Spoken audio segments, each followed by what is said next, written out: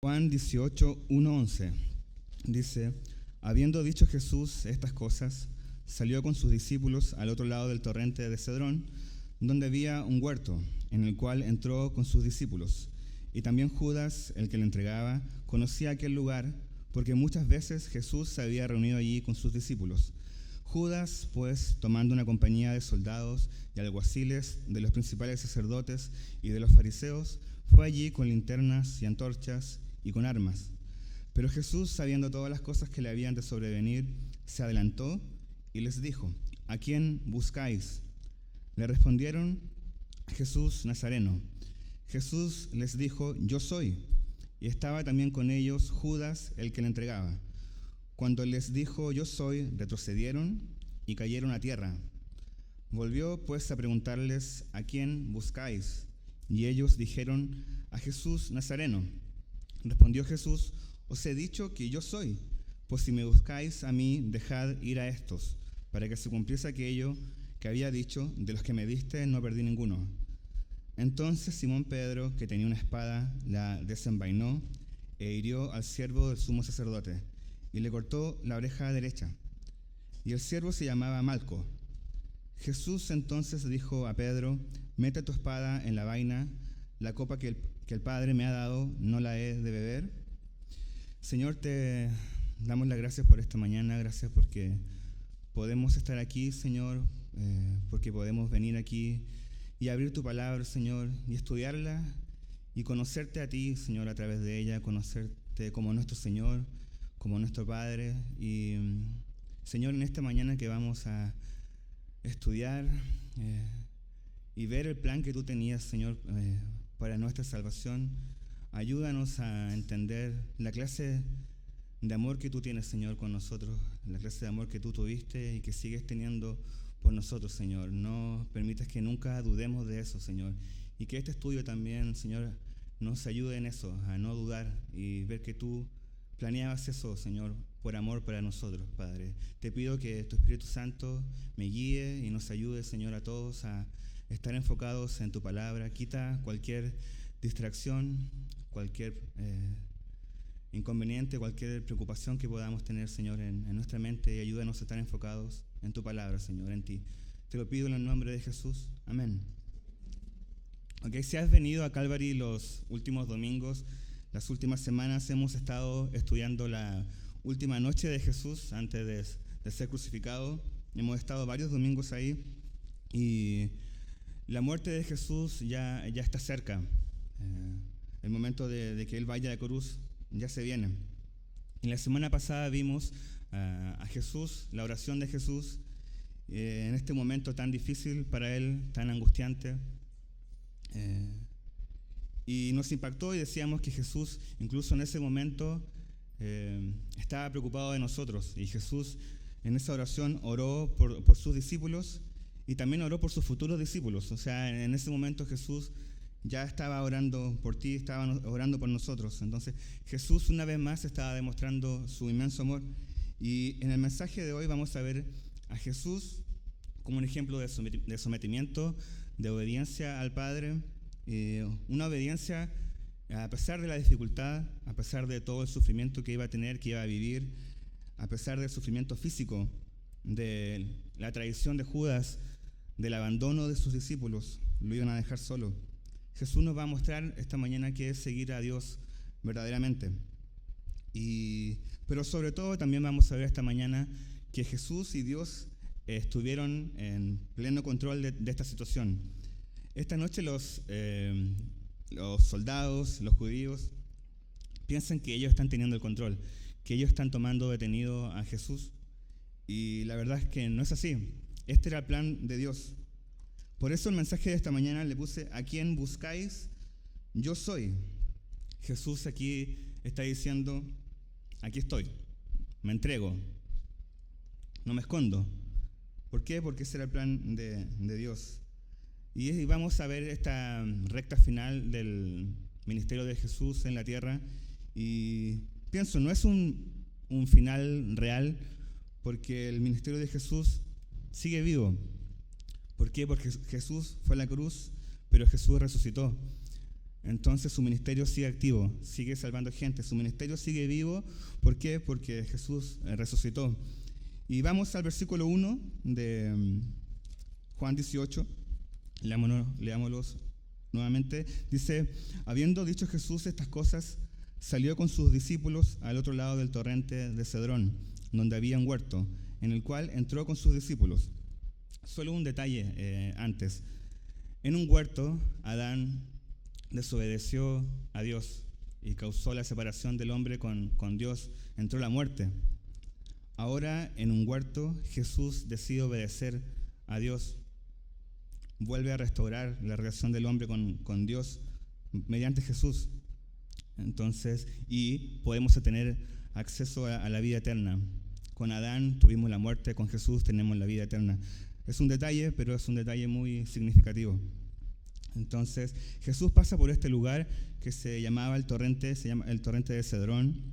Este torrente era un arroyo, un canal de agua que pasaba por alrededor de Jerusalén. Y en este lugar desembocaba parte del drenaje del templo. Y si recuerdas, hemos dicho que en esta fecha se estaba celebrando la fiesta de la Pascua. Y los historiadores dicen que en esta fecha se sacrificaban miles de corderos.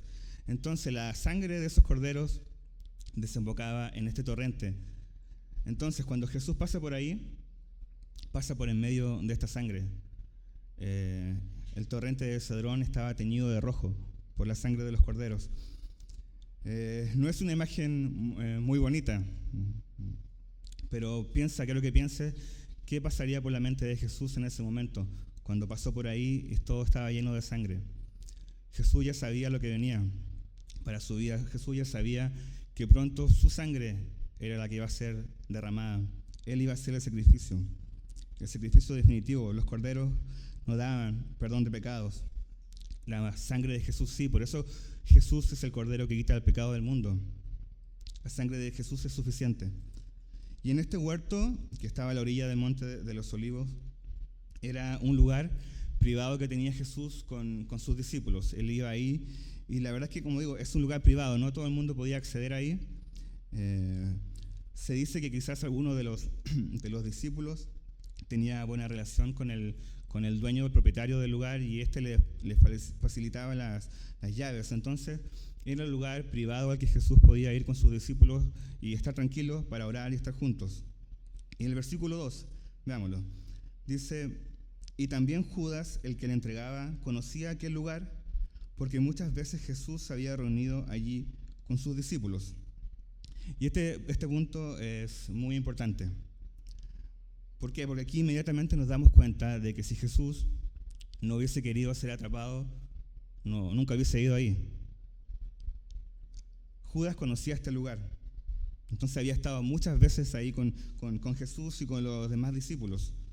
Y vamos a profundizar en eso más adelante, pero ahora quiero que pienses en la traición de Judas. Judas traicionó a Jesús, pero Judas también traicionó a los discípulos. Traicionó a hombres con el que él compartió durante 3 años y los puso en riesgo a todos ellos. Y hemos dicho que Judas estuvo tan cerca de Jesús, pero nunca creyó realmente. Judas vio milagros, vio a Lázaro resucitar y no creyó. Tuvo de primera fuente, escuchó la sabiduría de Jesús y no creyó. Tuvo al mejor pastor posible, al mejor maestro posible y no creyó. Su corazón fue duro, incrédulo.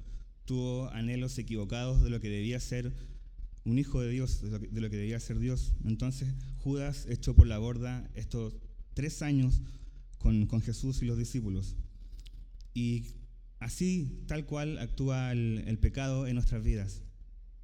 El pecado es contra Dios, nuestro pecado es contra Dios, pero también el pecado nos lleva a dañar a otras personas, incluso a personas que amamos. O sea, el pecado no es algo simple, el pecado tiene consecuencias. Y Judas también estuvo cuando Jesús preguntó: ¿y ustedes quién creen que soy yo? en ese momento que Pedro dijo, el Hijo de Dios, y Pedro dijo la verdad. Pero Judas no creyó. Judas participó de todas las actividades con Jesús y los discípulos. Recibió el mismo amor de Jesús que todos los demás discípulos. Jesús también en la última cena le lavó los pies a Judas. Jesús ya sabía todo lo que estaba maquinando Judas y le lavó los pies. Pero participar de todas esas actividades no quiere decir nada. Por eso decimos que venir a la iglesia y asistir y participar de todas las actividades no quiere decir que seas un hijo de Dios. Judas tenía apariencia de cristiano, de discípulo. Se veía como discípulo. La gente pensaba que era discípulo, pero no lo era. Entonces debemos también pensar nosotros, reflexionar. ¿Somos realmente discípulos? ¿Somos realmente hijos de Dios? Tenemos que examinar nuestra vida y no solo que sea una apariencia, no como Judas, entonces debemos serlo realmente. Y en el versículo 3 dice, Judas pues, tomando una compañía de soldados y alguaciles, de los principales sacerdotes y de los fariseos, fue allí con linternas y antorchas y con armas. Y aquí aparecen dos grupos de soldados. Uno, los romanos, y habla de una compañía de soldados, y en el original griego hay diferentes opiniones de cuántos soldados eran. Algunos dicen que una compañía de soldados eran 200 soldados, otros dicen que eran 500 soldados, y hay otros que dicen que eran 1000 soldados. Entonces eran muchos soldados. Aunque sean 200, ya eran muchos soldados. Y también y habían esta cantidad de soldados en esta fecha, por como les dije, se estaba desarrollando la fiesta de la Pascua. Entonces ellos velaban que todo estuviera bajo control. Y Judas también llevó a los alguaciles del templo, de los judíos, de los fariseos, de los principales sacerdotes. Eran una especie de policía del templo. Y piensa, ¿cuánta gente para capturar a Jesús? 200 o más, mínimo 200 hacia arriba. Para capturar a Jesús, a un hombre que enseñaba de Dios, a otros hombres que eran pescadores. O sea, ninguno de ellos tenía entrenamiento militar, ninguno de ellos estaba preparado para combatir, para la lucha. Ninguno. Entonces, ¿por qué tantos hombres? Lo más seguro que esperaban que Jesús y los discípulos iban a poner resistencia. O que también podía llegar algún grupo de seguidores, de simpatizantes de Jesús para defenderlo. Puede ser. Entonces decíamos que Judas sabía que Jesús iba a ir ahí con sus discípulos. Pero también Jesús sabía que Judas sabía. ¿Se entiende? Jesús también sabía que Judas sabía que él estaría ahí. Entonces debes preguntarte, ¿por qué Jesús fue entonces ahí? Y existen solo dos posibilidades. La alternativa A fue un descuido de Jesús. Jesús no se dio cuenta que estaba cometiendo un error y no estuvo atento y fue ahí. O sea, un error. O la alternativa B es que Jesús quería ser atrapado. Que ese era el plan de Jesús. O sea, ¿con cuál alternativa se quedan? Mándenlo por mensaje SMS. ¿Con cuál? ¿La B? ¿Seguros? O sea, más fuerte, ¿con cuál? La B, sí. La respuesta es súper sencilla, la letra B. Jesús quería ser atrapado. Entonces en algunas de su Biblia dice la captura de Jesús, el arresto de Jesús, pero no es tan así. Jesús se estaba entregando voluntariamente. No es una captura, es una entrega voluntaria. Tantos soldados, pero no hay armas, no hay ejércitos que hubiesen podido derrotar a Jesús si él hubiese dado la pelea. Y esto a mí me emociona mucho. El plan de Dios no era derrotar a los soldados. El plan de Dios era que Jesús fuera a la cruz, muriera por el mundo y muriera también por estos soldados. para que ellos también pudieran ser salvos. Me impacta mucho. ¿Qué ejemplo de amor de Jesús? Aquí Judas, los soldados, representaban al bando contrario, a los enemigos de Jesús. Pero Jesús los estaba amando. Entonces, ama a tu enemigo. Ama al que viene con armas contra ti. Ama al que viene con ejércitos contra ti.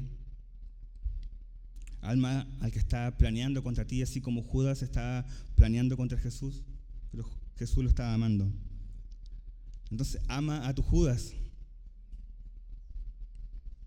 Así como Dios nos ama a nosotros con lo malo que somos. Piensa en esto. Tú sabes quién es tu Judas. Yo no lo sé. Tú sabes quiénes son quizás también tu Judas. Pero debes amarlo. Tenemos que hacerlo. Y sé que no es fácil, porque incluso muchas veces nos cuesta amar a gente cercana, a familiares, a amigos, a tu esposo, a tu esposa. Nos cuesta a veces. Entonces, ¿cuánto más nos cuesta a un enemigo? Pero debemos hacerlo. Versículo 4. Dice: pero Jesús, sabiendo todas las cosas que le habían de sobrevenir, se adelantó y les dijo: ¿a quién buscáis?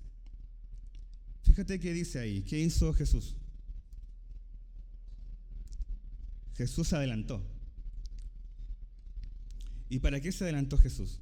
¿Para arrancarse? ¿Para tomar sus maletas y irse lejos? Jesús se está adelantando, se adelantó aquí para entregarse. O sea, esto no tenía sentido para Judas, no tenía sentido para los soldados, no tenía sentido para los discípulos tampoco. O sea, ¿quién quiere ser atrapado? Aunque seas inocente, si alguien te anda buscando, quizás vas a querer arrancar. O sea, si alguien te anda buscando para atraparte, para hacerte daño, todos quisiéramos arrancar. Y hay tantos casos de delincuentes famosos, terroristas, que pasan años ocultos, a veces viviendo bajo tierra, en túneles, todo para no ser encontrados, atrapados. Pero Jesús no actuó así. Jesús no se escondió. A Jesús lo fueron a buscar de noche. ¿Por qué fueron a buscarlo de noche?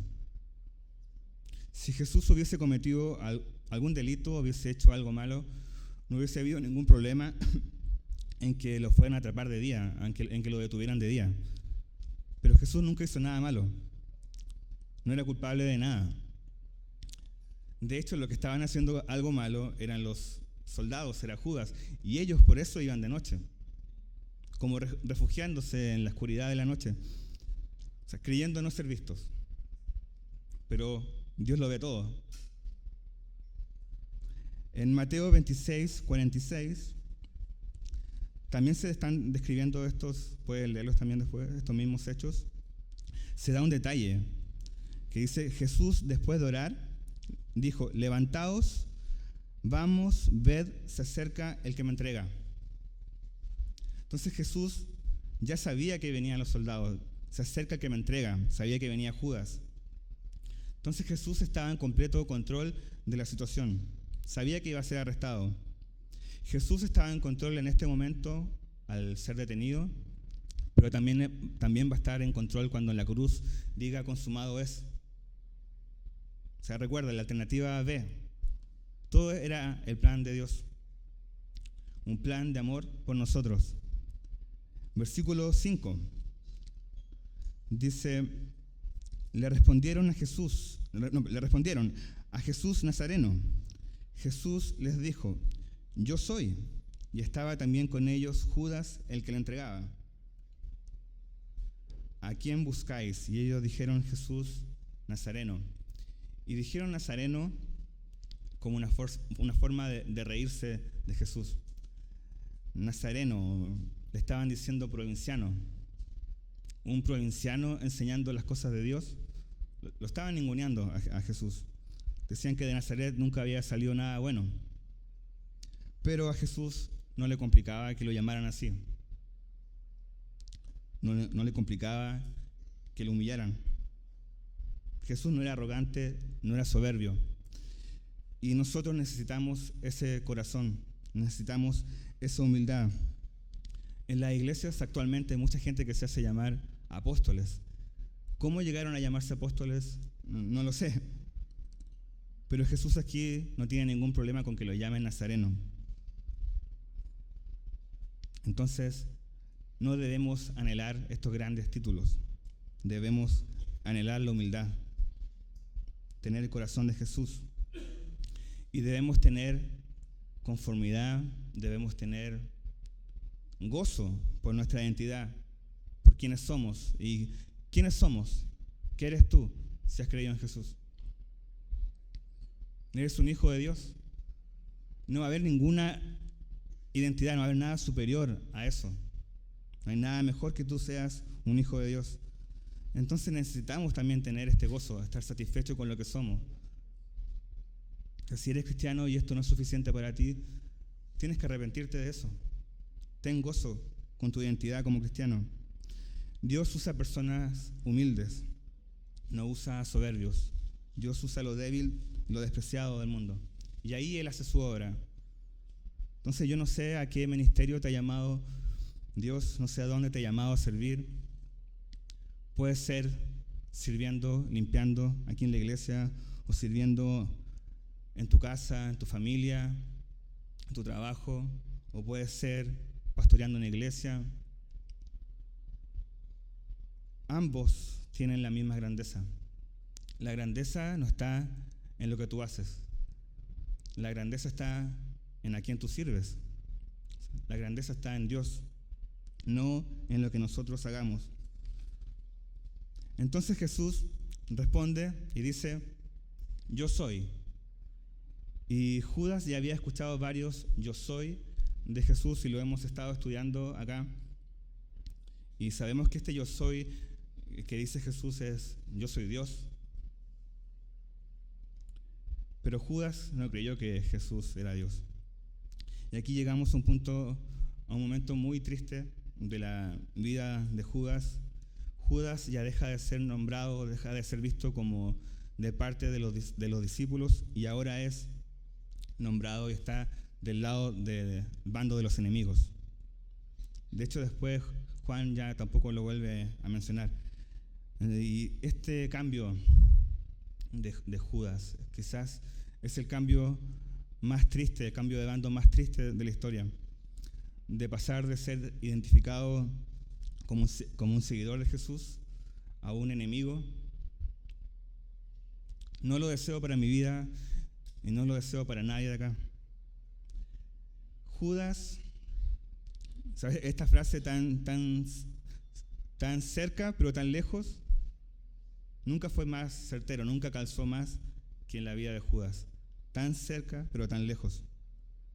Y me da mucha pena, me da mucha tristeza Judas. Como decía antes, él tenía otros anhelos, esperanzas de lo que debía ser un hijo de Dios, lo que debía ser un hijo de Dios. Quería también soluciones terrenales a algunos problemas. Judas también tenía un problema con el dinero, robaba de hecho. Entonces, anhelos equivocados. Y a veces somos muy así con Dios. Queremos que Dios sea este genio de la lámpara que cumpla nuestros deseos.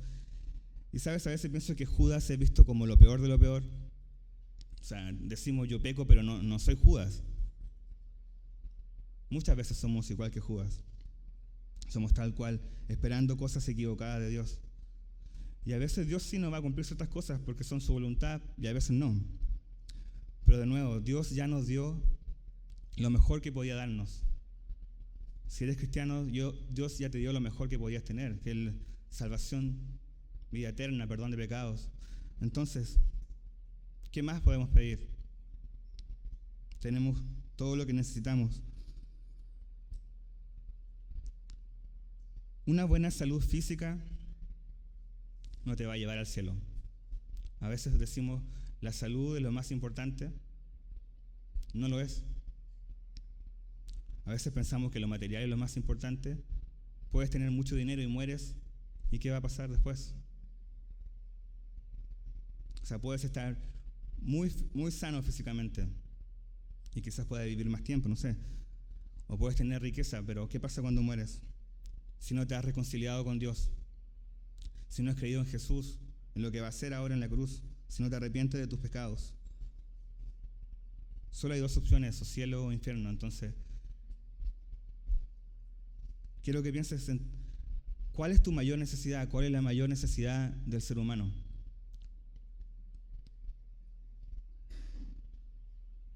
Nuestra mayor necesidad es estar en paz con Dios, estar reconciliados con Él.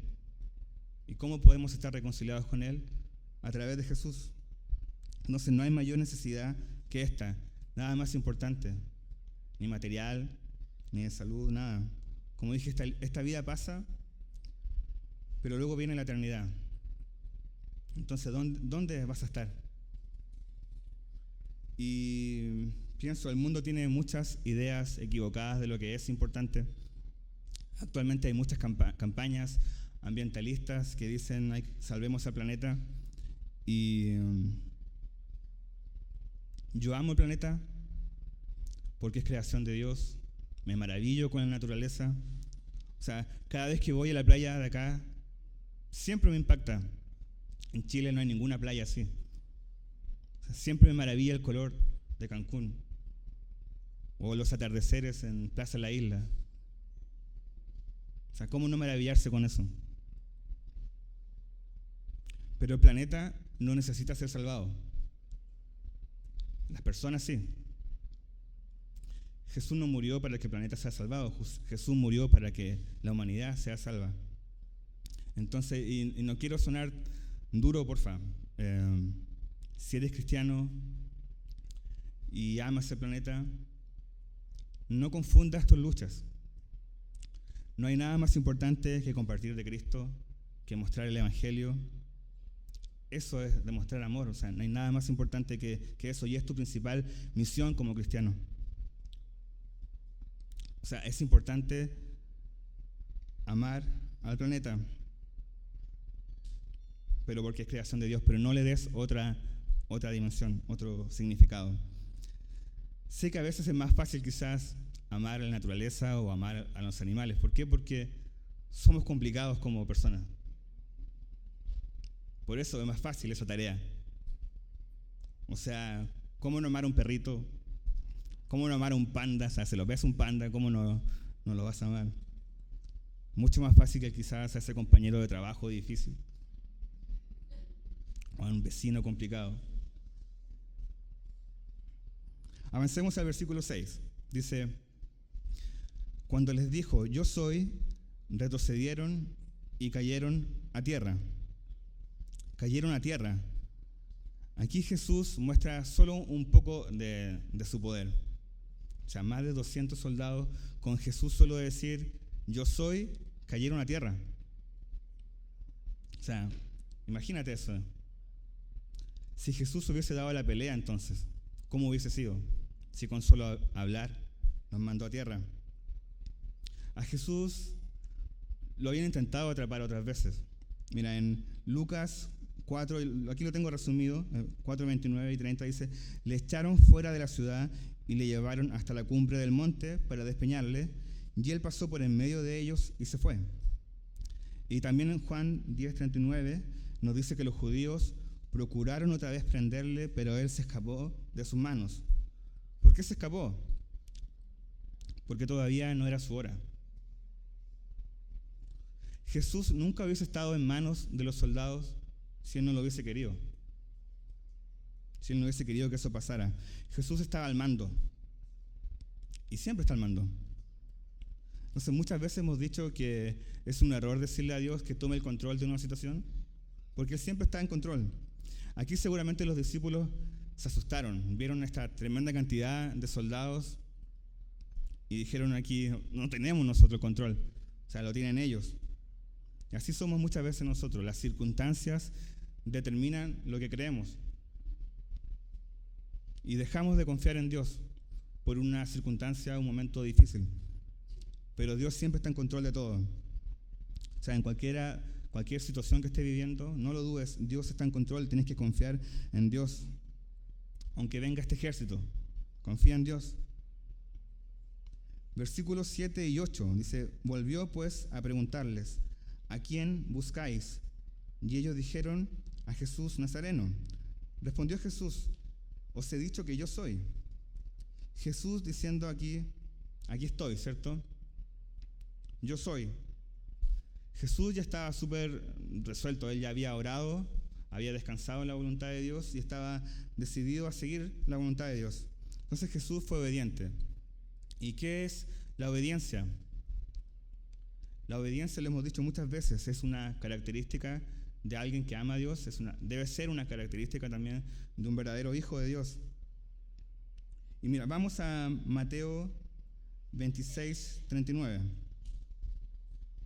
Mateo 26, 39.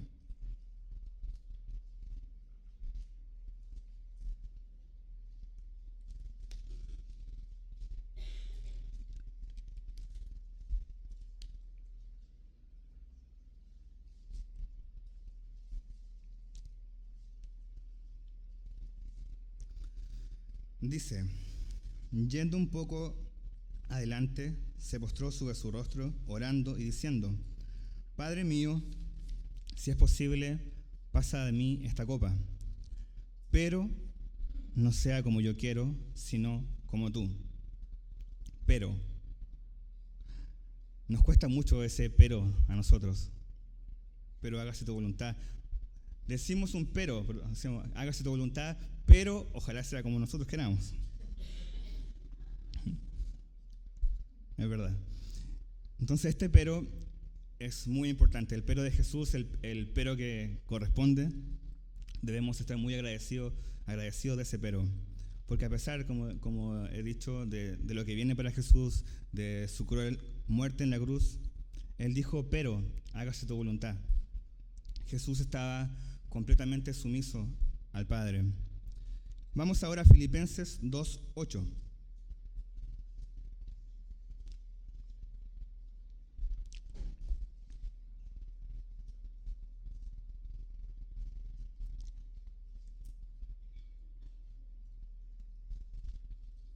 Filipenses 2:8. Dice: y estando en la condición de hombre, se humilló a sí mismo, haciéndose obediente hasta la muerte, y muerte de cruz. Obediencia. Un verdadero cristiano se enfoca en hacer o procura hacer la voluntad de Dios. No puede coexistir la voluntad de Dios y mi voluntad. No puede coexistir mis deseos y los deseos de Dios. O sea, debemos examinar nuestras vidas y ver cuál de las dos está gobernando. Jesús era guiado por Dios. Y en Juan 5:30 dice: no puedo yo hacer nada por mí mismo. Según oigo, así juzgo. Y mi juicio es justo, porque no busco mi voluntad, sino la voluntad del que me envió, la del Padre. Jesús sabía los planes de Dios. Sabía que sería asesinado. Sabía que sería humillado. En un par de horas más a Jesús lo van a estar escupiendo en la cara. Jesús sabía eso. A pesar de todo, o sea, sin contar toda la tortura física que iba a tener después. O sea, Jesús, el creador de todo el universo, estaba siendo obediente, aceptando el sufrimiento. Y Jesús fue obediente. ¿Por qué? Porque también Jesús confiaba en el Padre. A veces no obedecemos porque no confiamos en Dios. Jesús también obedecía porque confiaba que era amado por el Padre. Entonces a veces no obedecemos porque no confiamos en el amor de Dios. Y dudamos. ¿Y qué provoca la duda? Sí, temor. Con la duda nos inmovilizamos. O la duda nos lleva a hacer otra cosa, que no era lo que Dios quería que hiciéramos. En Romanos 14:8 dice: pues si vivimos, para el Señor vivimos, y si morimos, para el Señor morimos. Así pues, sea que vivamos o que muramos, del Señor somos. Jesús estuvo dispuesto al sufrimiento, pero nosotros no queremos sufrir. No queremos tampoco pasar incomodidades.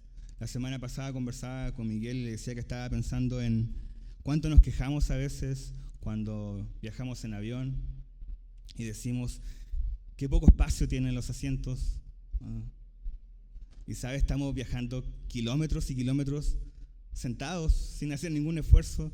Pasa gente dándonos un refresco o comida. O sea, siempre queremos más y más comodidad. Pero Jesús aceptó el sufrimiento. O sea, piensa en cada tortura que va a sufrir Jesús. Muchos seguramente hemos visto La Pasión de Cristo y esa es una película. O sea, la realidad tiene que haber sido mucho más. Jesús, en el capítulo 16 de Juan, lo estudiamos y Jesús nos dijo ahí que en el mundo íbamos a tener aflicción.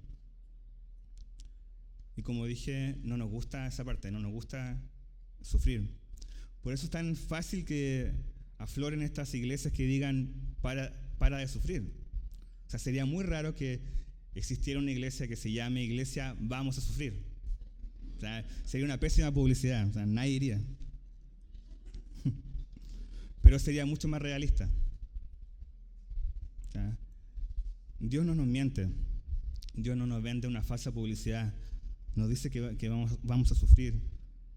No es como ese producto que tú compras por internet y llega a tu casa y después no se parece en nada a lo que viste por internet.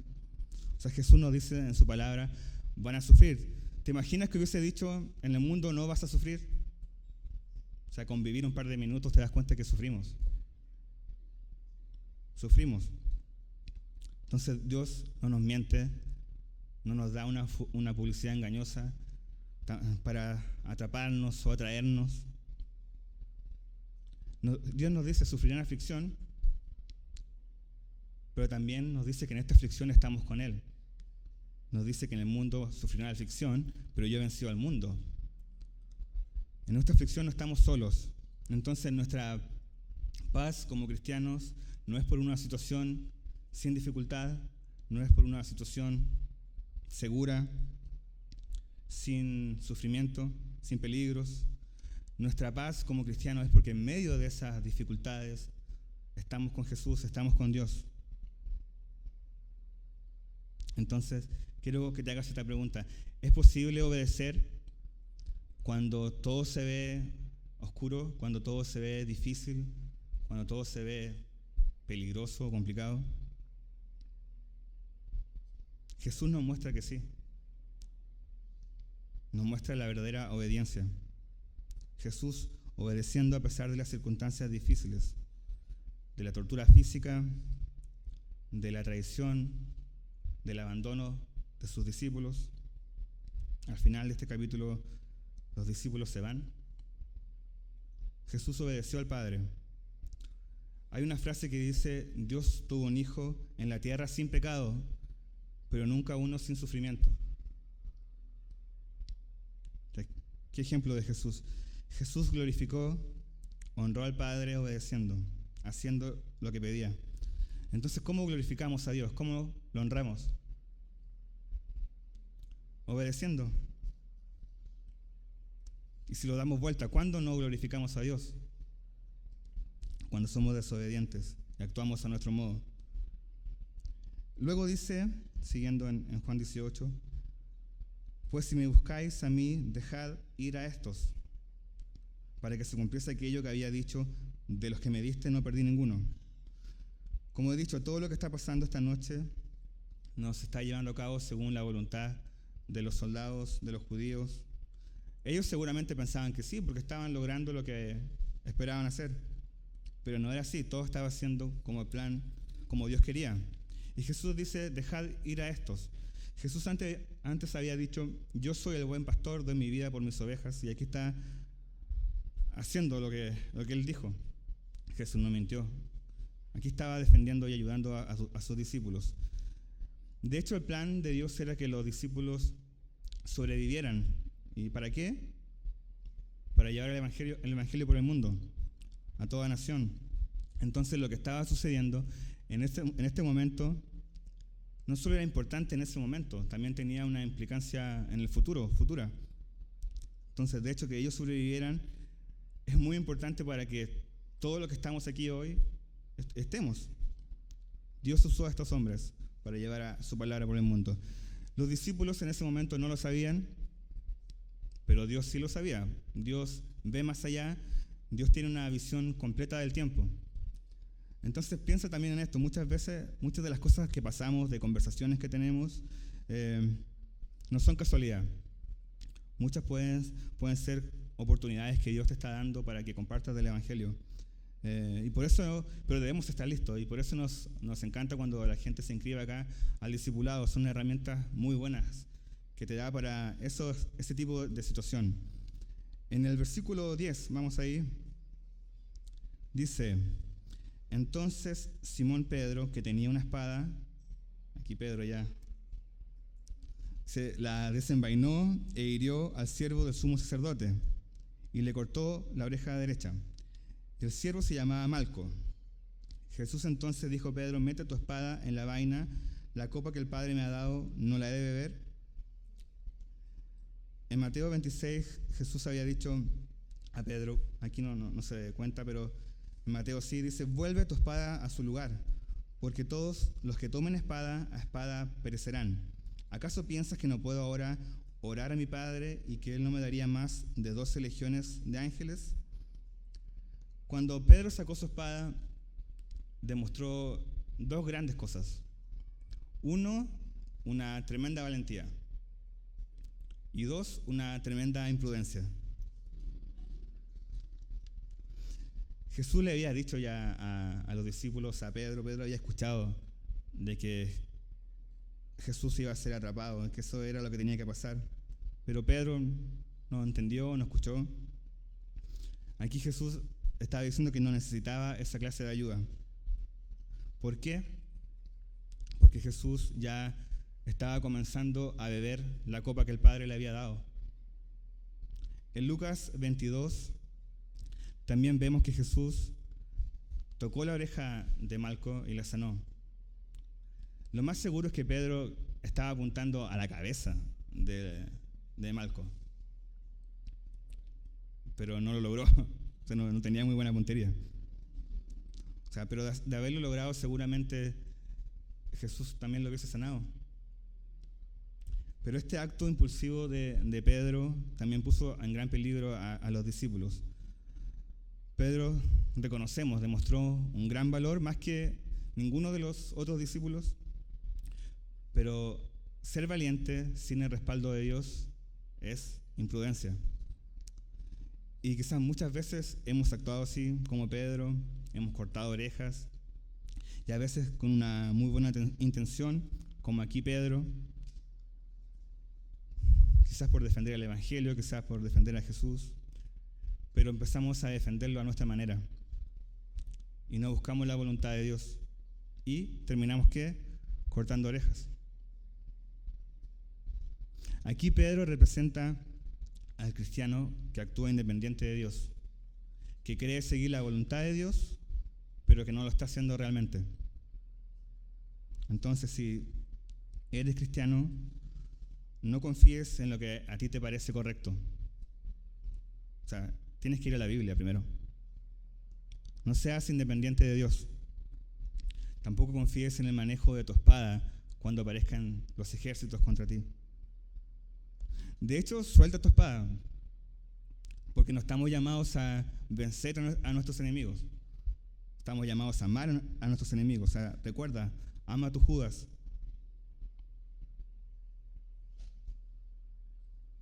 Dios pelea las batallas por nosotros. Entonces no podemos llevar nuestra vida como cristianos a nuestro modo. Pedro lo va a entender más tarde. Ahora que viene para Pedro, pronto va a negar, va a pasar de querer defender a Jesús, de querer desafiar a los soldados, en un tiempo más, en unas horas más, a negar a Jesús. Pedro era de muchos opuestos. Y Pedro iba a entender más tarde que es seguir la voluntad de Dios. Pedro va a pasar, como digo, esta crisis espiritual muy grande. Satanás lo va a zarandear. Pero luego Pedro tiene un encuentro con Jesús resucitado y Jesús lo restaura. Pedro es lleno del Espíritu Santo y vemos después a un nuevo Pedro. No un Pedro perfecto, pero un Pedro que estaba buscando la voluntad de Dios. Entonces a Jesús no le interesaba pelear ni resistirse. No esperaba que los discípulos tampoco lo defendieran. Por eso después le dijo a Pilato: mi reino no es de este mundo. Si mi reino fuera de este mundo, mis servidores pelearían para que yo no fuera entregado a los judíos. Pero mi reino no es de aquí. Entonces Pilato no podía negar esto que Jesús dijo, porque cuando lo detuvieron a Jesús no hubo resistencia. Juan no lo relata, pero en Mateo 26 lo vemos. Se cuenta que todos los discípulos, dejándole, huyeron. Dejaron a Jesús. O sea, piensa en esta noche de Jesús. ¿Qué noche más difícil? ¿Has tenido una mala noche? Piensa en esta. No fue solo Judas dándole la espalda a Jesús. También los demás discípulos lo abandonaron. Claro, Dios tenía un plan para ellos, pero perfectamente podían haberse quedado también. Entonces Jesús ya estaba listo aquí para entregarse en manos de pecadores. Pero antes le dijo a Pedro: la copa que el Padre me ha dado no la he de beber. La copa que el Padre le había dado, el plan de Dios. Jesús una vez más está diciendo: esto no es un imprevisto, no es un accidente en mi ministerio. ¿Por qué? Porque ir a la cruz era algo que debía hacer y hacerlo voluntariamente. Jesús le dice a Pedro: la copa que he de beber, o sea, que el Padre me ha dado, no la he de beber. ¿Acaso no debo hacer la voluntad de Dios? Finalmente, ¿qué pasa luego de esto? Jesús es arrestado. Como le dije, los discípulos huyen. Jesús va a tomar la copa que el Padre le dio, la copa que no merecía. ¿Pero por qué lo hizo? Lo hizo por amor. Juan 3:16, quizás el versículo más famoso de la Biblia, dice: porque de tal manera amó Dios al mundo que ha dado a su Hijo unigénito, para que todo aquel que en Él cree no se pierda, mas tenga vida eterna. Ahí te da la razón. ¿Por qué? Porque de tal manera que, por amor.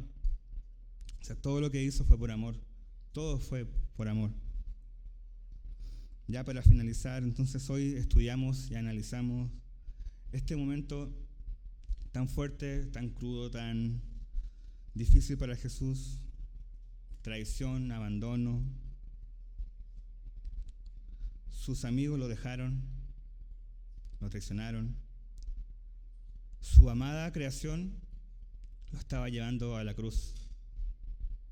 Su amada creación lo va a asesinar. Y podrías pensar: ¿qué final más triste? O sea, si Jesús hubiese muerto en la cruz, sería un final triste. Pero Jesús no murió. Jesús resucitó. Y ese es un final feliz. Entonces, la cruz no será una derrota. La cruz es una victoria.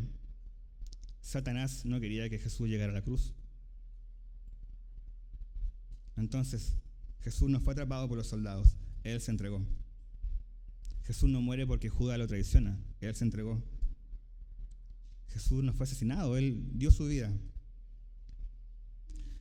Si Jesús no hubiese querido, ningún clavo hubiese perforado su piel. Ninguno. Jesús no fue derrotado. Jesús triunfó, va a triunfar en la cruz al resucitar. Y en ese triunfo, tú y yo tenemos salvación. Entonces, tenemos mucho que agradecer.